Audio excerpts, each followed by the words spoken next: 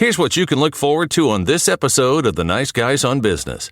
Entrepreneurs are very good. They have a vision and they kind of know what they want to do, but their limitation might end up being that there's only one of them.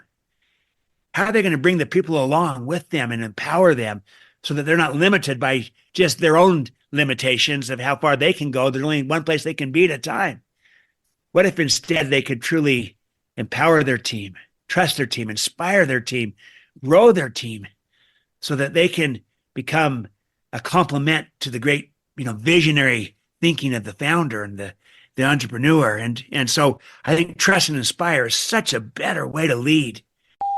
So tell me, when the time is right, will you be ready for the Nice Guys on Business? Oh, yeah. Go from where you are now to where you could be. Get expert tips to grow your business, to be more productive and more efficient, whether you're trying to build influence, grow your community, or make it rain. Best-selling author of Nice Guys Finish First, Doug Sandler, can lead the way. The Nice Guys on Business is produced by Turnkey Podcast Productions. Now, here's your host, Doug Sandler. All right, Nice Guy community, taking a deep dive into leadership styles. Who would you rather follow? Someone with a command and control leadership hand or someone with a trust and inspire approach? Now, today's guest knows all about leadership. He's not just a great leader himself, but he also comes from a family of great leaders. Stephen M.R. Covey, Wall Street Journal bestselling author of Trust and Inspire. I'm so excited to share your book and your brilliance with our community today. Welcome to the Nice Guys. Hey, Doug, thank you so much. I'm equally excited to be with you and your community. So really looking forward to our conversation. I've been looking forward to this. Your assistant reached out, this was probably a few months ago, and asked me, didn't say, hey, Stephen wants to be on your show, just said, hey, can he be on your show? And I said, can he be on my show? How can I do it today? I was so excited. And then I got a copy of your book. Thank you for signing the inside pages of it. And it was even in the few pages that I had to read, got a chance to read before we've actually done this, because I just got it today. I've been inspired already from the first few pages of it, just starting with the introduction of the book, and I can't wait to dig into the rest of it. Nice Guy community, you'll hear me talk about it on some other episodes, but I just wanted to talk to Stephen today. So Stephen, man, this is such an exciting privilege for me to be able to share you and your book today. Well, thank you, Doug. It means a lot, especially because I know part of your system includes inspire, right? Invest, inspire, execute. So absolutely. So wow, you've done your homework, my friends. Yeah, and I think the inspiration. I think today, especially, people want to be inspired. People want inspiration. I think that's where leadership is going. It's kind of like, Wayne Gretzky, great hockey player. Know where it's going. Yeah, he says, what makes you so good at hockey? I skate to where the puck is going to be, not to where it's been. I think in leadership, the puck is going towards inspiration. So you share right in the beginning of the book an amazing story about the 7-year-old you and your dad that sets the tone really for the rest of the book that I had a chance to, not in depth. I was speed reading today as best as I could, excited for this. Southern California, I was out in the sun today for a couple of hours and just taking a dive into some of the pages. But I want you to talk about the green and clean philosophy for just a second. Yeah, absolutely. So my father is the well-known author of The 7 Habits of Highly Effective People, Dr. Stephen R. Covey. He passed away about 11 years ago. And I like to say that before he was this great author and teacher, he was just a fantastic parent first. Mm-hmm. And the green and clean story is a great example of that, where I'm just a young boy, 7 years old, and he's trying to teach me responsibility and accountability and initiative. And so he trains me how to take care of our lawn. And we had a big lawn, 3 different sections. And this was back in the days before automatic sprinklers. So you had to manually do everything. And, this was a big job, especially for a 7-year-old. And he trained me over a 2-week period of time. I want the lawn to be green and clean. Those are results words, outcomes. And then he trained me how to help achieve that. And we talked about some guidelines and how he would be a resource to help me if he had time. And so he focused on that. And then he said, now you're going to judge yourself against the standard of green and clean. And he goes, and so we agreed to a process of accountability where I would judge myself, but I'd do it against the standard we'd set, green and clean. So 2 weeks of training on this, he turns the job over to me, and I did nothing. This is on a Saturday in the middle of the summer. It's scorching hot. The lawn is turning yellow by the hour. And I did nothing Saturday, nothing Sunday, nothing Monday, Tuesday, Wednesday, kind of 5 straight days of doing nothing. And the lawn is turning yellow. And rather than being clean, we had a neighborhood barbecue over the weekend. There's garbage strewn throughout. And my dad was tempted to kind of just say, hey, maybe he's too young. I'll just go back to just telling him what to do instead of empowering him. But he didn't. He stayed with it. And he said, hey, we agreed we'd walk around every week and you would tell me how it's going. So we began to walk around, and I saw that, hey, this lawn doesn't look very green to me. It looks yellow and it doesn't look very clean. And I kind of broke down and began to cry. And I said, Dad, this is so hard. And he said, well, what's hard, son? You haven't done one single thing yet. But what was hard was me to kind of learn to take responsibility, to take initiative, to own this.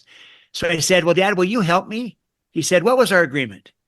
And I said, you told me you'd help me if you have time. That's right. Do you got time, Dad? I've got time. So I ran in the house. I came out with 2 garbage sacks.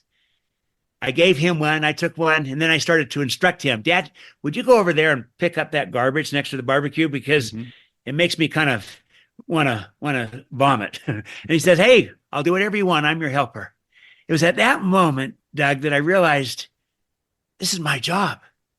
I'm in charge. I own this. And I began to see myself differently, that I can take responsibility. I can do this. My dad treated me according to my potential, not my behavior. He trusted me. He inspired me. And you know what? I rose to my potential, and I became responsible, took initiative, and I took care of the lawn. And it was green and it was clean, not only for that summer, but actually for many, many summers to follow.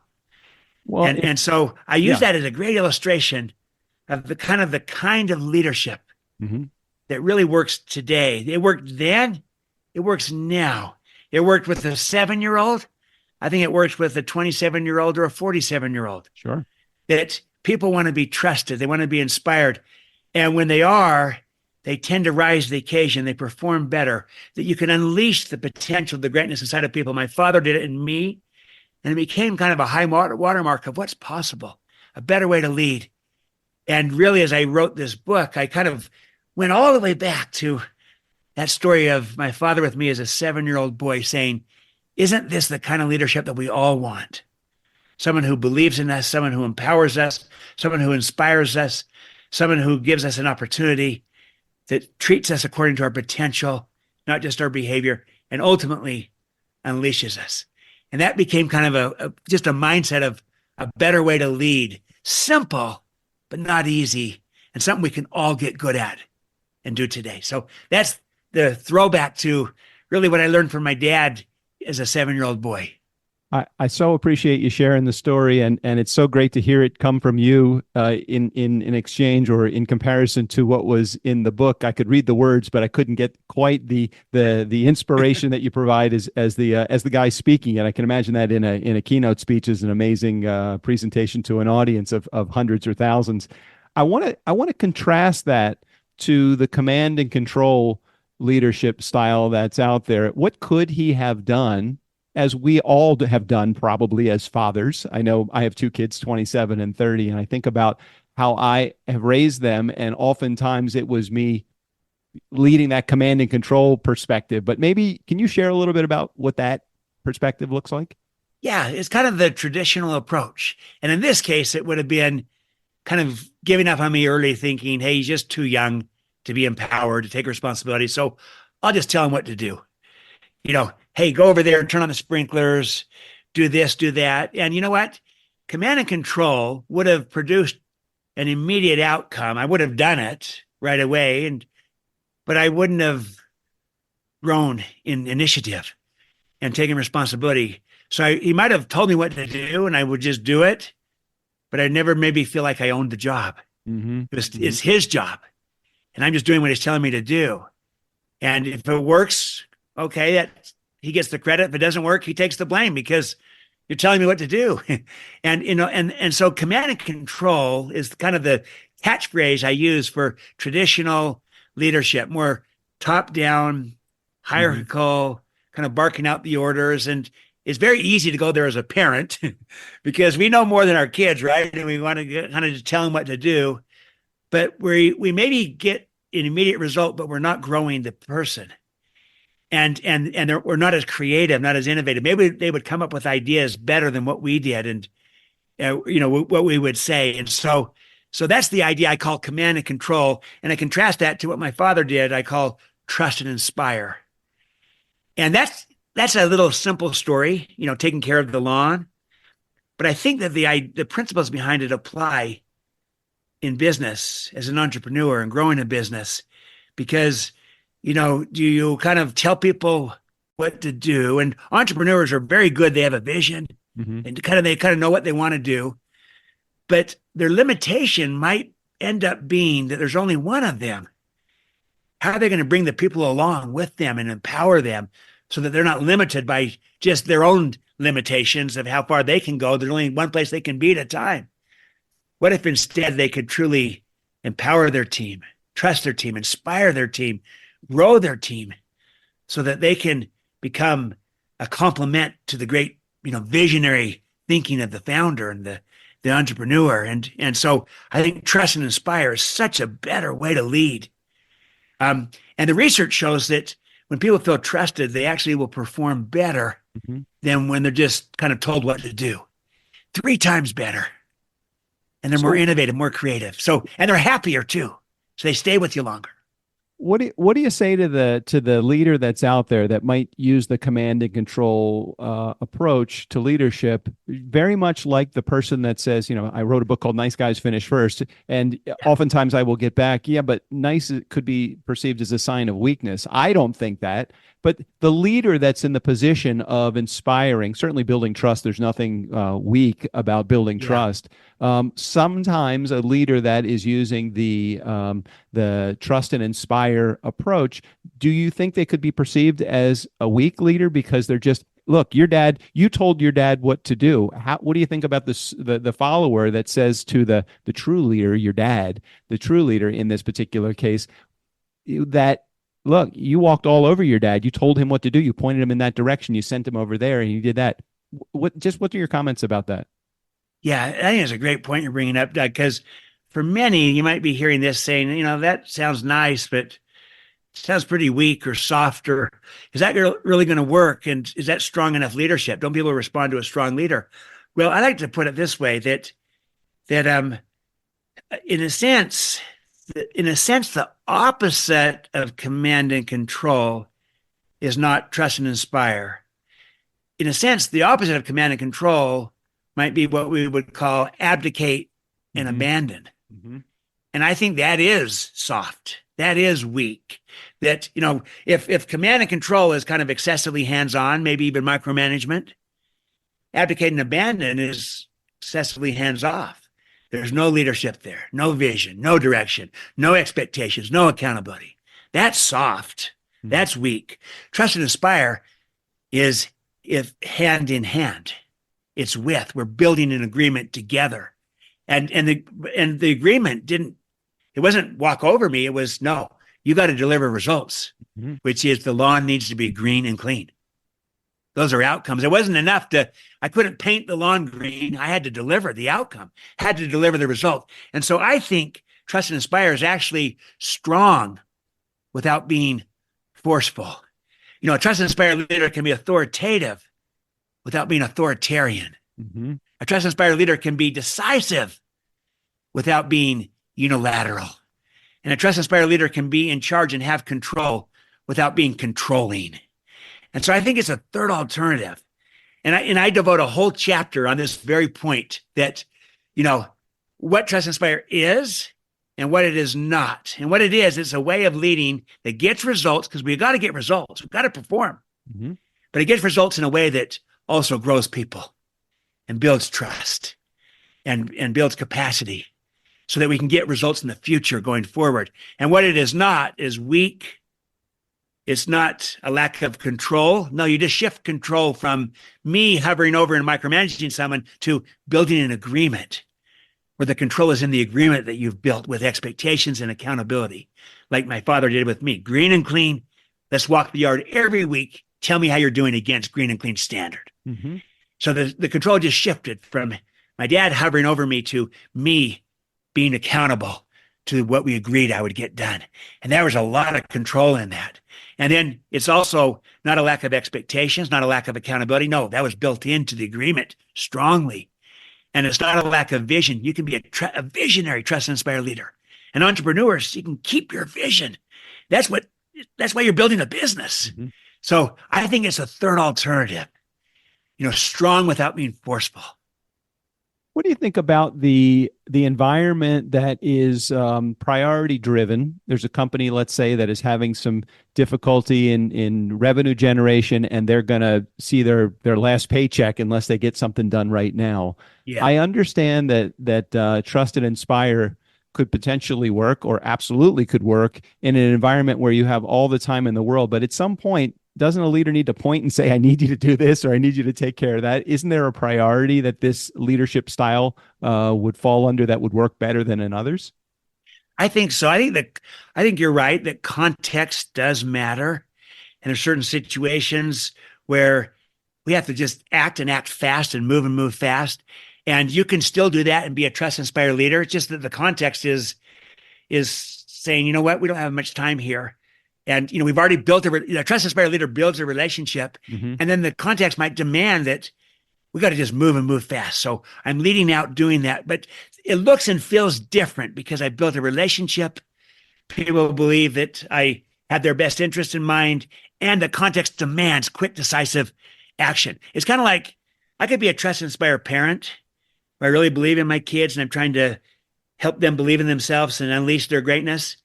But if my young child runs into the road, right, I'm not going to sit back and say, well, I trust that they're going to have good judgment and turn around. No, I'm just going to jump right in and pull them out because it's too risky, too dangerous. But I can do that and still be trust and inspired. The context demanded that. But they know I care about them. So the fact that I grabbed their arm, they interpreted it differently through the lens of I have a relationship. He cares. He's looking out for me. And that's quite different than if there's no relationship, if people just feel like I'm just bossing them around on everything and I'm not asking their opinion on some things. Then when the context comes up that I've got to move fast, it might feel like there they go again, just again and again and again. So I completely agree that a big part of entrepreneurship, and I've been an entrepreneur myself. With my father, we built our company from really a very, very small business to become the largest leadership development company in the world. And we started really small and we had to make a whole series of quick, decisive actions. And I still think you can do it as a trust and inspire leader and be decisive and move fast. And so I think it's a mindset of how you approach it of, am I doing this to people or with people? But the context might demand a quicker, more decisive, more authoritative response, but I can still do that without being authoritarian. So trust and inspire leadership principles, they're pretty straightforward. I mean, the book really outlines all of the philosophy, all of the approach. Why do you think there's such a gap between understanding the concepts and consistently implementing them into the various leadership roles? And maybe we start with the leadership roles that are out there, the people that really need to hear this most. Yeah. I think that the gap is, first of all, I think we often think that, hey, I'm trust and inspire, so this is a message for everybody else. that right, exactly. I'm doing this, but maybe others could benefit by this. And so we might think we're already there, but also old paradigms live on indefinitely. And most of us have been, we're growing up in it's been largely a command and control world.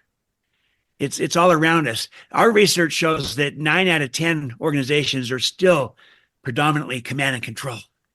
And most leaders are still command and control. So we kind of grow up in it. It's like, let's say that I moved to a new country, to Italy, and now I've got to learn Italian. So I'm practicing my Italian every day, watching television in Italian, going to movies in Italian, practicing all the time. But then one day I'm doing a home improvement project. I'm putting up a picture. I take the hammer and the nail. I missed the nail, and instead I hit my thumb. What language am I going to cuss out in? English. I'm going to cuss out in English. I'm going to cuss out in my native tongue. Right. In a sense, command and control is like our native tongue. It's what we know. Right. It's what we're good at. And especially when the pressure's on, especially for an entrepreneur, got to get the job done. Got to get the customer, got to get the bank loan. All these things happen. It's just very easy to kind of go back to what we know so well, our native tongue. And Trust and Inspire is like a acquired tongue. It's got more staying power. It brings out the best in people. It's going to give you more capacity going forward. But sometimes when the pressure is on, it's easy to go back to our native tongue. Mm-hmm. So I think we just have to become more fluid with this and more natural, that it's not either or. It's usually a third alternative that can be strong without being forceful, decisive without being unilateral, and really a better way to lead and to operate today. So I think there's that gap. And finally, I would just say there's an expression: to know and not to do is not to know. Absolutely. And I think we all kind of know that we need to move towards a new style of leadership to be relevant, especially with the younger generations coming up. Mm-hmm. Gen Z, this upcoming alpha generation, that they just don't respond to the command and control tactics very well. Mm-hmm. And also, this new world of remote work or hybrid work, intentionally flexible work, which creates more options for people. There's a war for talent. If we want to keep talent, well, people don't want to be just micromanaged. People want to be trusted and inspired. They don't mind being led. They don't want to be managed, but they do want to be led and trusted and inspired. So I need to lead in a new way, but it's very easy to kind of go back to what we've done in the past and what we're good at. I like Marshall Goldsmith. He said, "What got us here won't get us there." Mm-hmm. And Trust and Inspire might have got us to where we are today, but it may not be, command and control might have gotten us to where we are today, but it may not be able to get us to where we need to go tomorrow, where we're going to keep our talent and where we're going to become more collaborative and innovative. You can't command and control your way to collaboration or innovation or building a high trust culture that attracts people, but you can trust and inspire your way to do just precisely that. So I think it's just kind of overcoming those gaps. Well, you set me up just perfectly, because in just a couple of weeks, Marshall Goldsmith is actually going to be sitting in the same seat that you're sitting in right now. We're going to be having a conversation. I can't wait to bring up some of the points that you mentioned today on the podcast. For those of you that are in our Nice Guy community, of course, you're going to want to get a copy of this book. It may not be signed the way mine is, but you may want to get a copy of this book. Just head over to trustandinspire.com. We'll put a link in the show notes for that. Now, Stephen, you've had a chance to share this message all over the world, various types of organizations, a lot of different cultures. Is there a specific business type that you find that this is embraced more than others? Is it embraced well in the entrepreneurship community, but not at the C-suite level in corporate America? Is it embraced better in any specific environment that you know?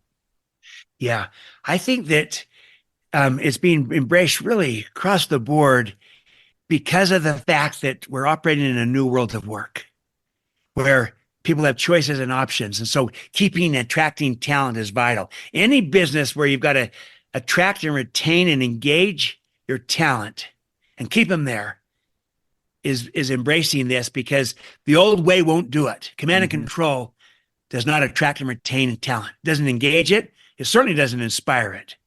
And people lose their talent. And I was working with the restaurant industry and some franchises, and it's all about attracting talent. Mm-hmm. You got to keep it, because it's just too many people just move on to another place and to higher pay somewhere else. And what if you could find a culture that kept them and help grow them? Because people want to grow. They want to be paid. Mm-hmm. They also want to grow. They also want to have a sense of purpose with the work that they're doing. And Trust and Inspire can so much better do those things. But also, everything's changing so fast around us with technology. It's very easy to fall behind. So we got to constantly be collaborating and innovating to stay relevant, or else we fall behind. And again, command and control doesn't lead to great innovation. It's more, you might get some incremental improvement, but not breakthroughs. And you don't stay ahead of all these changes. The world's changing faster than we can change in a command and control environment where we're trying to dictate everything. We need empowered people, and we need more creativity, more innovation. And the research is overwhelming that high trust cultures innovate 11 times more than low trust cultures. Because in a low trust culture, people are too afraid to take a risk, to make a mistake. And the whole key to innovation is to risk and to fail fast, but to learn faster. Mm-hmm. And it requires trust. So, that keeps you relevant. So I would say any organization, any business where you got to attract and retain and inspire talent, and where you need to collaborate and innovate to stay relevant, they're really responding to this kind because they've learned that the old way of doing it, command and control, doesn't produce those outcomes. So I find entrepreneurs are really attracted to this, especially when they know this does not mean a soft approach to leadership of, hey, I just trust you, whatever you want to do. No, it's strong. It's a third alternative that can be strong and decisive. You build the agreement with people. It's about results, but it's also about increasing capacity to get more results in the future. So you're growing people at the same time. Two ends: get results in a way that grows people. And that appeals to entrepreneurs. So anyone in a service business where you got to have a high touch, mm-hmm. and you treat your people well, you build trust with your people, they'll build trust with your customers. The key to winning in the marketplace with customers and partners is to first win in the workplace with your own people. Mm-hmm. It's inside out. So any service business, anything with high touch, anything with innovation, so I've had some people say, well, can you really do trust and inspire in a manufacturing environment? And my response is yes, even there too, because you still create a culture that is one of high trust. It inspires to keep your talent, but also there's a whole host of improvements and process improvements and possibilities. I just was with automobile companies and the suppliers tied to them, and it's all about still innovation because everything's shifting, changing so fast, and so you still might have there's trust inspire doesn't mean there aren't compliance components to it. Mm-hmm. There always are. It's just that you can go to a higher level of commitment and creativity that includes compliance, but so much more. So I find it's relevant everywhere. I've done this in healthcare. I've done this in government and also in education. Mm-hmm. They really need this because education is very command and control. And yet they're losing their teachers. Teachers are leaving. They don't like, what's interesting, we trust our teachers with our children, but we don't trust them to control the thermometer in their homeroom. Mm. It's just a disconnect that they don't feel trusted. And so they're leaving the profession. And yet they are so important. And so I can apply this anywhere. And I find especially entrepreneurs are attracted to it because their world is so much results oriented. And this is a better way of getting results both now and in the future. I loved how you shared that, there's an agreement between the leadership within Trust and Inspire and the people that they are leading. My dad used to call it an upfront contract, and it is a great opportunity. You're not just giving people full reign to do what they want to and just say, well, just go ahead and make the mistakes and we'll fix it on the other side. You're building trust and you're inspiring them to take the proper actions. I love that. Beautiful. Go ahead. To your dad's point, building an upfront contract, you build the agreement. Here's the difference. Sometimes a command and control leader has an agreement too. But the difference is they often dictate the agreement. They often just tell the agreement. Tell people, here's what you're going to do. Here's how I'll judge you. So they have an agreement, but it's all top-down, hierarchical, one-sided. A Trust and Inspire leader builds the agreement together, like my dad did with me with Green and Clean. Yes, it takes a little longer. I acknowledge that. But you got to go slow to go fast. Once you built that agreement, Then you move fast and you build trust, and nothing is as fast as the speed of trust. So a trust-inspired leader builds the agreement together. And I acknowledge it takes you a little longer, but then you move exceptionally fast, much faster as you carry this out, as you execute this.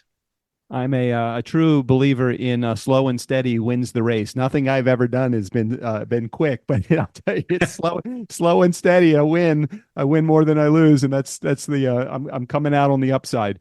Absolutely. If it's okay, I want to make a right turn before we Okay. wrap up with this interview. You're already being very generous with your time. We've gone a couple of minutes over, so I want to be respectful to that. But I got to ask you a couple of questions, if I could, about your family. Can I ask you a few? Please. Okay, Absolutely. great. So you grew up with a whole bunch of siblings, and I can understand even more so that there was probably some inspiration in the Trust and Inspire programs that you have developed, the philosophy that you've developed, the approach that you have developed, just through the fact that you have had so many siblings, and you have to be trustful and inspiring when you're sitting as where did you fall in the line of kids?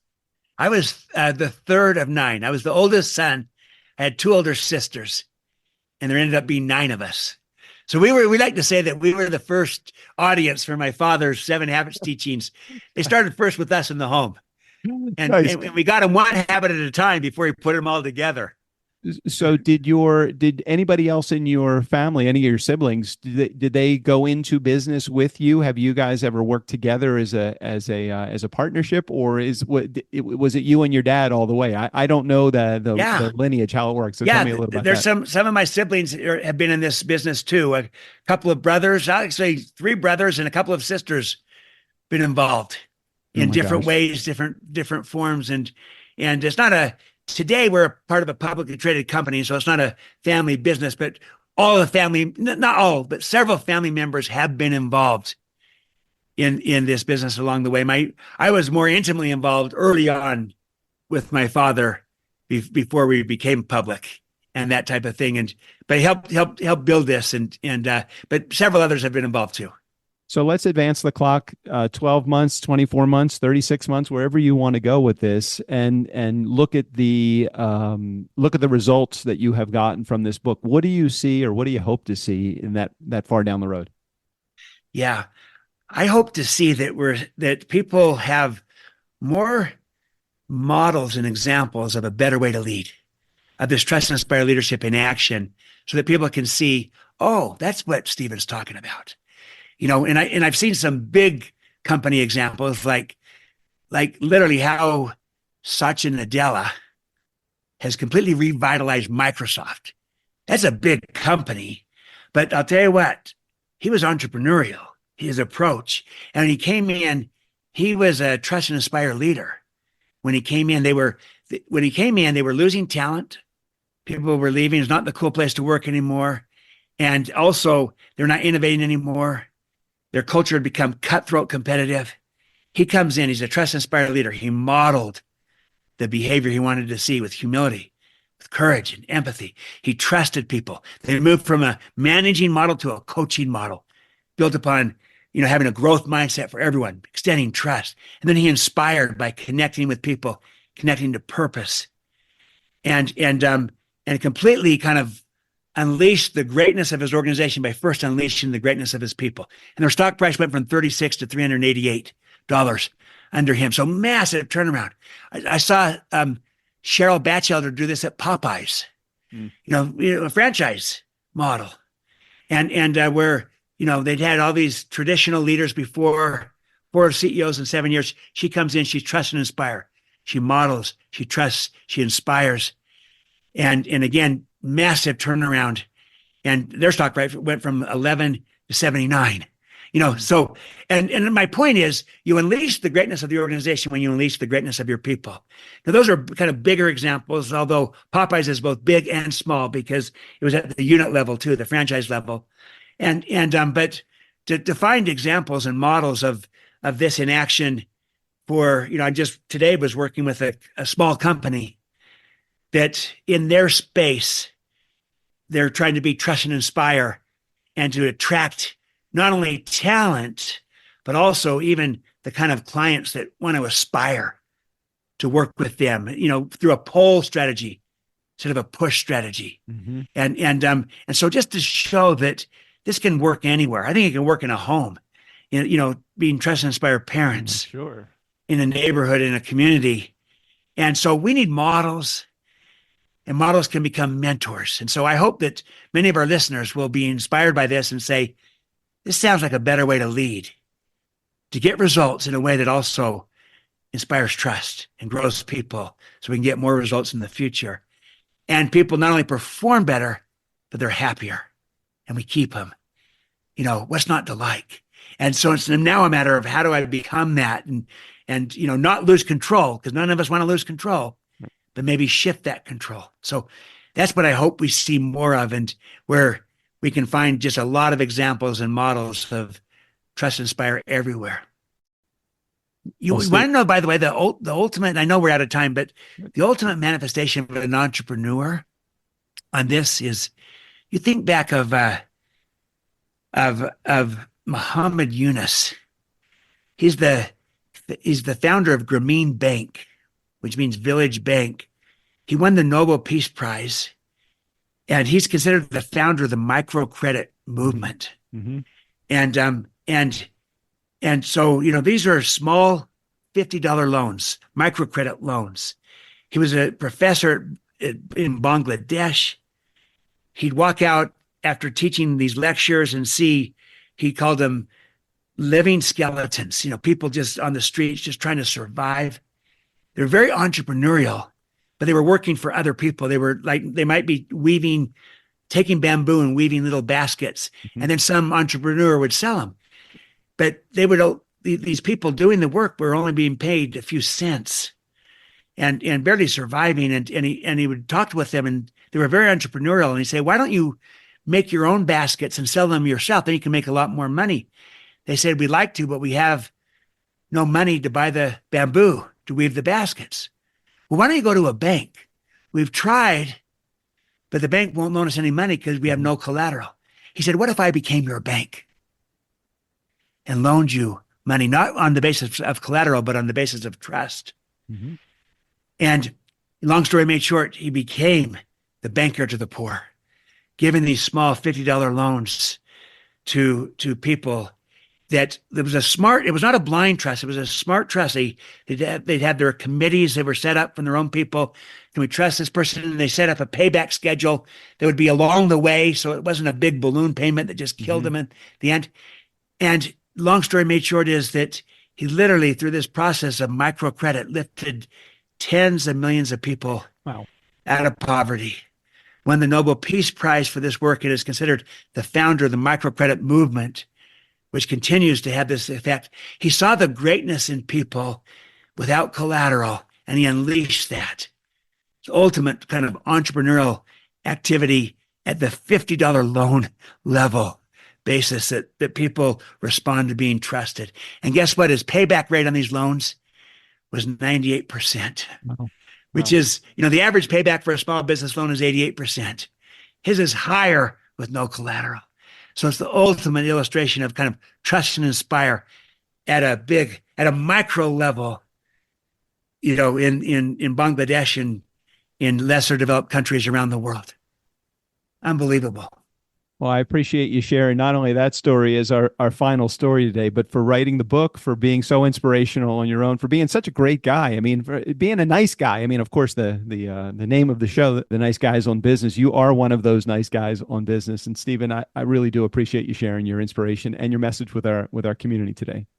Thank you, Doug. Coming from you, that means a lot. I hope to be, and together we're co-collaborators in helping to show that nice guys do finish first. So I appreciate that. I love it. My pleasure. So for those of you in our community, if you want to get more information about how Stephen does what he does, and of course, get a copy of the book, just head over to trustandinspire.com. We'll put a link in the show notes so that you can get that. Also, some other important social media links to reach out to Stephen as well. Thanks for sharing. Everybody in our community, you are awesome. We so appreciate you. Every week, we bring you this message of nice guys do finish first. We know that you can. And we appreciate you being here. Steve O'Brien, go ahead and take us out of here. For the Nice Guys on Business, I'm Steve O'Brien.